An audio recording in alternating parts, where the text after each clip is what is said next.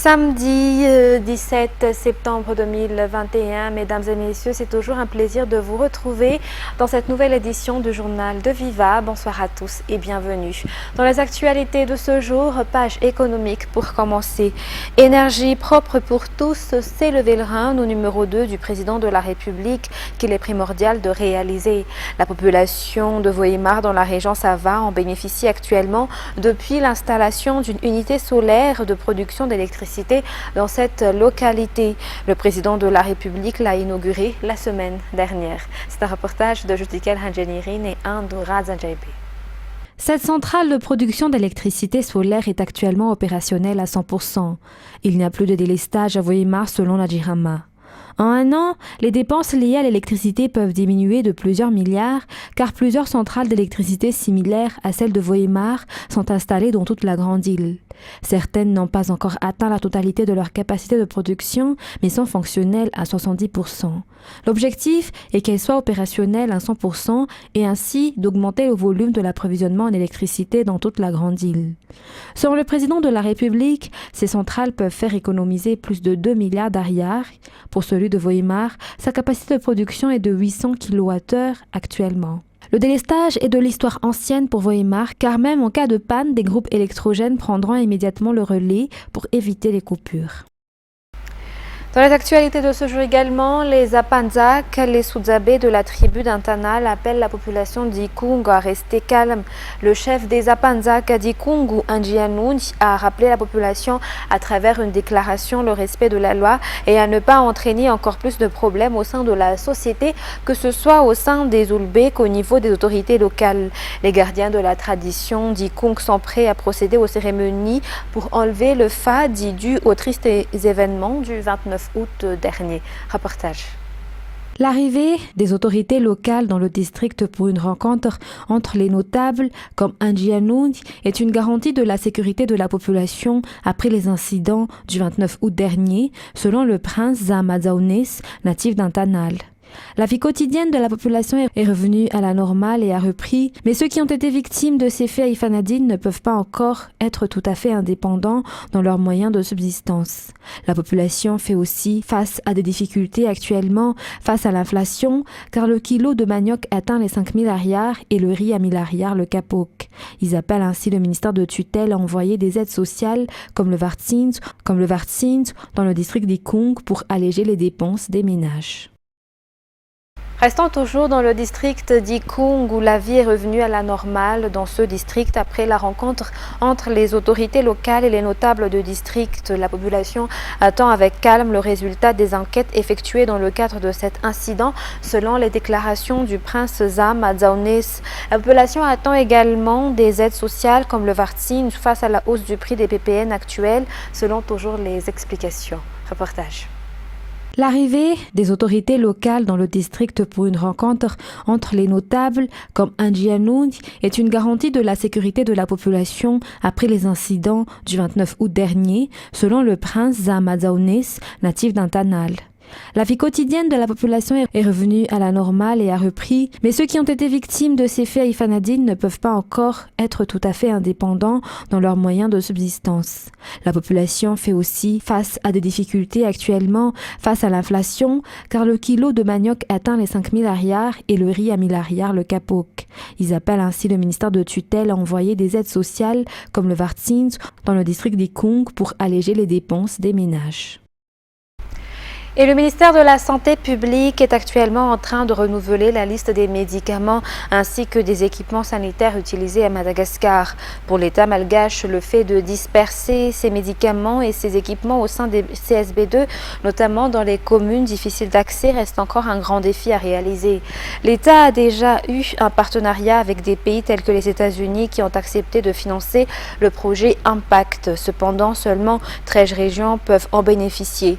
Face à cela, un atelier basé sur la capacité de chaque individu à bénéficier des médicaments de qualité se tiendra les 20 et 21 septembre. Un atelier qui permettra également de faire appel à d'autres investisseurs et fournisseurs selon les explications du docteur Maximine Ravoirman, un directeur de la pharmacie et de la médecine traditionnelle au sein du ministère de la Santé publique. Dans un tout autre sujet, à présent, toujours page sociale, selon les statistiques du ministère de l'Intérieur, environ 3 millions de citoyens malgaches ne possèdent toujours pas d'acte d'état civil à Madagascar. Le jugement supplétif est le document qui justifie administrativement l'existence d'un individu. De ce fait, c'est le principal document dont chaque individu doit disposer afin qu'il puisse bénéficier de ses droits en tant que citoyen malgache. Marvolat Sferin nous en dit plus. Pour le premier arrondissement, le nombre de jugements supplétifs délivrés chaque mois peut atteindre jusqu'à 600. C'est le document permettant de justifier l'existence d'une personne et qui contient des informations à son sujet, comme son nom, sa date et lieu de naissance, et ceux de ses parents. Environ 3 millions de personnes ne disposent pas de jugement supplétif à Madagascar, raison de la délivrance massive de documents qui a commencé le 1er septembre. L'objectif est de leur faire bénéficier de leurs droits selon Ranjianarsu Rakutjatir Saloui. Pour rappel, le décret qui porte sur le paiement d'une indemnité aux personnes qui participent à la réalisation de cette action a été déjà validé dans le Conseil de ministres mercredi dernier. Ils sont au total 29 805 et vont se répandre dans toutes les communes de Madagascar. Dans l'actualité sportive de ce soir, prévue hier vers 13h40, l'arrivée de l'équipe du PWD Bamenda a été reportée ce jour à 13h40 pour cause de non-accomplissement de vaccins contre la fièvre jaune pour plusieurs d'entre eux. Arrivés en Éthiopie, ils ont donc dû retourner à Yaoundé pour se faire vacciner. Les PWD seront donc dans le même vol que les officiels du match, à savoir le commissaire au match et 4 arbitres. Ils ont envoyé d'ailleurs une lettre d'excuse à la Fédération malgache de football hier. Il est à noter que les PWD Bamenda feront leur test PCR ce jour au stade Barrière Mamassen et passeront à l'entraînement officiel après. Les PWD Bamenda seront hébergés à Ikupa Hotel à Bumanambu, les officiels à l'hôtel Le Louvre Antanarine. Par ailleurs, l'équipe de la GECO Plus s'est entraînée hier au stade Barrière de Mamassen vers 17h. Dans les actualités internationales de ce soir, avec la disparition de la reine, de nombreux pays et territoires du Commonwealth se posent la question de leur allégeance à la couronne britannique. Si le Premier ministre canadien Justin Trudeau a réaffirmé l'attachement de son pays au monarque britannique, officiellement chef de l'État canadien, au Québec, cela ne va pas de soi. Selon un récent sondage, l'écrasante majorité des Québécois ne se sentent pas liés à la couronne. France 24. Édouard VII, c'est l'arrière-grand-père de la reine Élisabeth. Son surnom était le pacificateur. Avec le décès de la reine Élisabeth II, la Ligue monarchiste du Canada redouble d'efforts pour promouvoir la couronne. Une tâche compliquée au Québec, où le nouveau roi Charles III ne convainc pas. Il est très important pour le roi de venir au Canada le plus souvent possible. Il faut que la monarchie soit vue pour que les gens saisissent son rôle et son importance et sa pertinence et comprennent que cette connexion existe encore. Une connexion inexistante chez une grande partie des Québécois. Beaucoup gardent en tête les visites controversées de la reine dans la province et le sentiment d'une monarchie imposée. Selon un récent sondage, ils sont 77% à considérer la monarchie inutile, un des intérêts qui se retrouve dans les rues québécoises. Ça m'indiffère assez complètement. Je pense qu'il y a des choses plus importantes. J'ai aucune opinion là-dessus. Moi, vraiment, là, ça me dérange pas pantoute qu'on l'ait ou qu'on l'ait pas. La monarchie, c'est cool, c'est historique. Mais je ne vois pas vraiment l'intérêt que cela a dans une société moderne comme la nôtre, surtout dans une société basée sur l'égalité. L'opinion québécoise peut-elle donc pousser vers une sortie de la monarchie ? Selon la Constitution canadienne, un consensus unanime entre le Sénat, la Chambre des communes et les 10 provinces du pays serait nécessaire, peu probable selon les experts. Si on parle de Justin Trudeau ou même de son nouvel opposant principal, Pierre Poilievre, ce sont des gens qui soutiennent la monarchie. Donc, il n'y a pas vraiment au fédéral un parti politique qui est vraiment axé sur un rejet de la monarchie, comme on le voit en Australie. Et donc, sortir de la monarchie, non, c'est pas pour demain la veille. Dans d'autres pays du Commonwealth, comme la Jamaïque et l'Australie, la volonté d'émancipation est beaucoup plus pressante. À l'image de la Barbade, une ancienne monarchie devenue une république il y a moins d'un an. Et après la décision du gouvernement d'augmenter le prix du carburant, de nouvelles violences et des pillages ont éclaté vendredi dans diverses villes en Haïti. Des manifestants sont allés jusqu'à piller un entrepôt du programme alimentaire mondial de l'ONU. La capitale, Port-au-Prince, a connu sa 4e journée consécutive de violence. France 24. La crise s'aggrave de jour en jour, malheureusement. Sur le plan économique, c'est la catastrophe. C'est une catastrophe vraiment qui dure depuis au moins un an. On va dire depuis au moins l'assassinat du président Jovenel Moïse. Même déjà sous son règne, entre guillemets, le pays était déjà bloqué. La capitale était déjà presque assiégée par des gangs.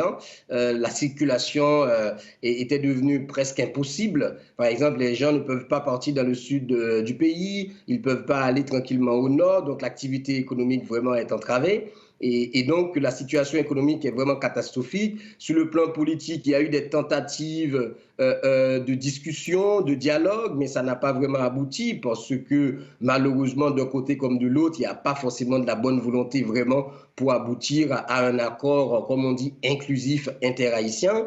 Et en même temps, il faut dire que les acteurs de la communauté dite internationale ne facilitent pas les choses non plus parce que jusqu'à présent, c'est eux aussi qui soutiennent celui qu'ils ont en quelque sorte mis au pouvoir à travers un tweet. Donc il faut le dire, Ariel Henry n'a pas de légitimité, il n'a pas de légalité. Donc il est là en quelque sorte comme quelqu'un qui a été effectivement nommé par le président Jovenel Moïse 2 jours avant son assassinat, mais il n'a pas été en quelque sorte, il n'a pas pris fonction officiellement. Et d'ailleurs, il aurait dû passer devant le Parlement, lequel Parlement est dysfonctionnel depuis quelques mois. Donc la situation économique, politique et donc sociale, on le voit. Les gens vraiment c'est la misère presque absolue en Haïti. La situation devient très difficile, sans compter les gangs qui font la loi, les gangs qui pillent, qui violent, qui tuent, qui incendient, qui brûlent les gens qu'ils ont tués. Donc c'est vraiment quelque chose qui devient